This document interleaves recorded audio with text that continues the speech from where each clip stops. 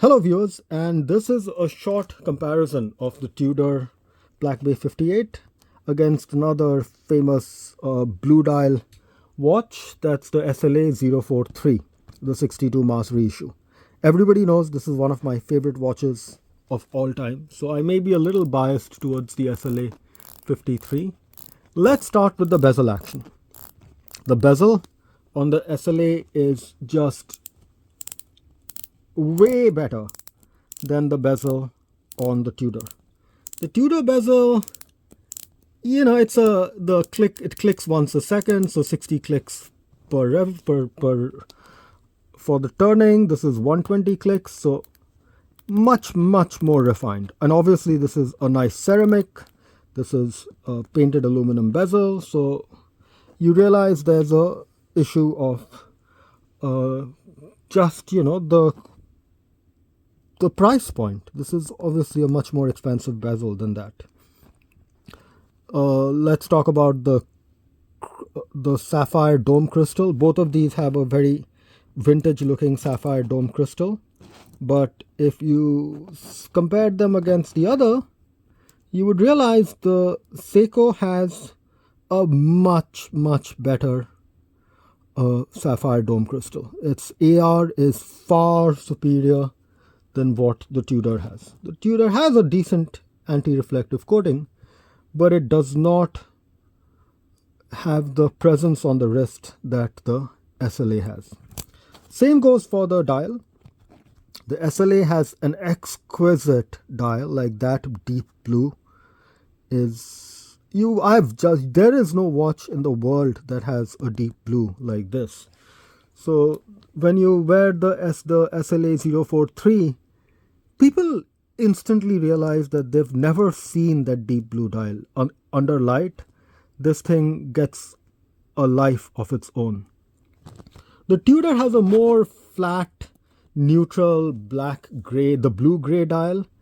It's not bad, but it's definitely not the level that the SLA. They're both fingerprint magnets. The SLA especially more so, which is why I had to just quickly wipe it out. In terms of quality of the printing on the dial, I would say this is one case where the Tudor actually matches the SLA, if not beats it. Don't get me wrong, SLA has very good printing, but I think the Tudor printing is equally good. This is a tie, so there's not much to be said in terms of the print of the thing. I actually would give the Tudor a win on this, just because I've never liked the printed Seiko. I wish it were an applied Seiko like the vintage watches had, but let's save that for another day. Let me see if we can look at the lume. So we're going to try to do a lume shot. It's kind of bright, so it may not be that easy. And okay, so we've got some background light, but you can see how the SLA just starts glowing. The quality of the lume on these Grand Seiko watches is just spectacular. Now obviously remember, the SLA is made by Grand Seiko. It's not a Seiko, even though it has the Seiko name on it. And the Tudor is not just, I think the Submariner does have a much better lume than the Tudor does. Case finishing, the SLA wins this one hands down. It's a Grand Seiko, and there's really few watches in the sub $10,000 category. There's really no watch in the sub $10,000 category that can match. Too many fingerprints. Let's wipe these. So in the sub 10,000 category, you really can't match a Grand Seiko quality of watch.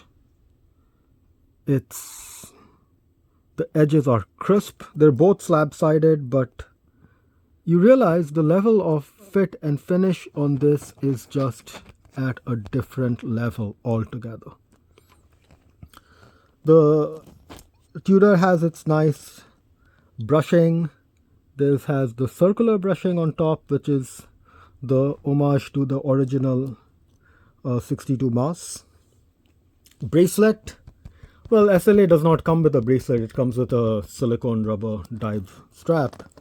I think this is a good bracelet. It's a 3-link design with fake rivets out here.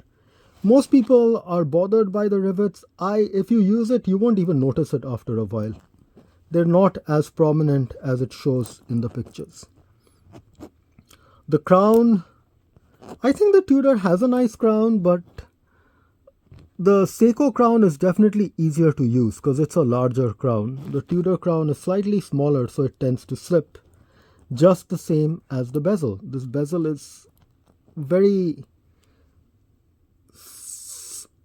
it's close to the body, so it doesn't pop out that much. I mean, it's a tall watch, but it's a very low profile bezel. But the problem with the low profile bezel is it's hard to grip it.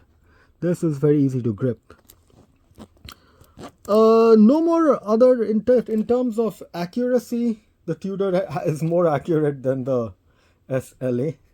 That's just the reality of Seiko. When they use Grand Seiko movements in their Seiko line, they don't regulate it, unlike the Tudor, which is actually regulated at the factory. So in terms of accuracy, the Tudor wins it hands down. So it's got a fairly good movement for the money that you're spending on it.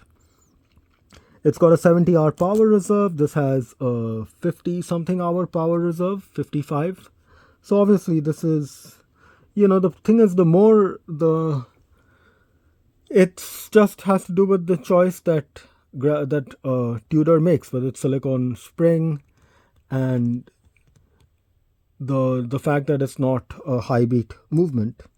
So it makes a difference in the power reserve of the movement. Nothing that Grand Seiko could not match with the SLA, but I guess they chose not to. And it just doesn't really matter. These aren't watches you wear. A lot of people who have this watch would have other watches, so they're definitely wearing this in rotation. And you can always give it a wind. This does have the date, and that comes from the name.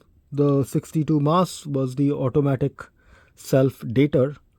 So this was one of the defining features of the Seiko dive watch, was that date window. Tudor carries on as a 1950s watch. So this is a 1950s watch, 1960s watch. In terms of features in 2022, this is a watch from the 2020s. This is a watch from the 21st century. This is a watch from the 1990s. That aluminum bezel, something again from the 90s. You got to move on to ceramic bezel if you want to make a contemporary watch. But I think this is an entry watch, whereas this is a trophy watch.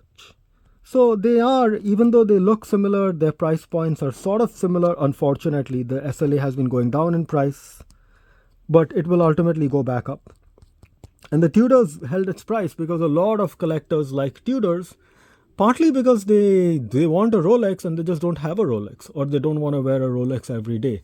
And I think at some level people need to stop this absurd fascination with having, the country of origin of your watch. It just doesn't matter. You can get so many good watches from so many countries these days.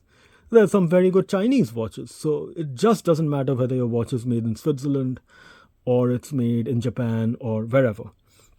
Anyway, that was the quick look. Hope you guys enjoyed the video. I will see you on a later video.